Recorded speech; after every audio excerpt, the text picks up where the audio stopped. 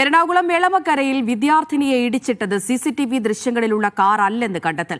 Park ചെയ്തിരുന്ന കാറിന്റെ door തുറന്നപ്പോൾ സൈക്കിളിൽ തട്ടുകയായിരുന്നു. സുഭാഷ് നഗർ സ്വദേശി രാജിയെ അറസ്റ്റ് ചെയ്ത് വിട്ടയച്ചു.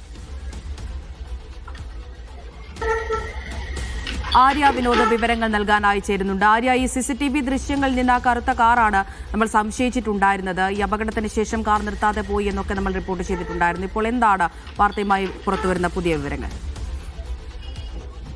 തീർച്ചയായിട്ടും അബദ്ധ. അന്ന് കഴിഞ്ഞ ഞായറാഴ്ച ആയിരുന്നു ഈ ഒരു അപകടം നടന്നത്. വിദ്യാർത്ഥിയെ ഇടിച്ചു തെറിപ്പിച്ച് കാർ മുന്നോട്ട് പോകുന്നതാണ് നമ്മൾ എല്ലാവരും CCTV-യിലൂടെ കണ്ടത്. എന്നാൽ ഈ ഒരു കാറല്ല അപകടത്തിന് കാരണമായത് എന്നാണ്. വിദ്യാർത്ഥിനിയെ ഇടിച്ചത് CCTV ദൃശ്യങ്ങളിലുള്ള കാറല്ല. തുടർന്ന് ഇവിടെ സൈഡിൽ പാർക്ക് ചെയ്തിരുന്ന കാറിന്റെ ഡോറ് തുറന്നപ്പോൾ സൈക്കിളിന് തട്ടുകയായിരുന്നു എന്നുള്ളതാണ്. ഇതിൽ സുഭാഷ് നഗർ സ്വദേശിയായ രാജിക്കെതിരെ കേസെടുത്ത് അറസ്റ്റ് ചെയ്തിപ്പോൾ വിട്ടയച്ചിട്ടുണ്ട്.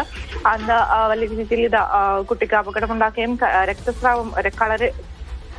കരളിൽ രക്തസ്രാവം ഉണ്ടായി പെൺകുട്ടി ആശുപത്രിയിലാവുകയും ഒക്കെ ചെയ്തിരുന്ന വാർത്തയായിരുന്നു. ഇപ്പോഴാണ് ഈ ഒരു CCTV ദൃശ്യങ്ങളുള്ള കാർ അല്ല എന്നുള്ളത് മനസ്സിലാക്കുന്നത്.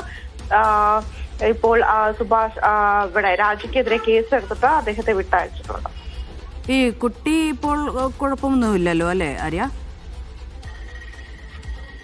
എന്താ, കുട്ടിയുടെ ആരോഗ്യനില തൃപ്തികരമാണ് എന്നുള്ളതാണ് ആശുപത്രിയിൽ നിന്നും അറിയുന്നത്.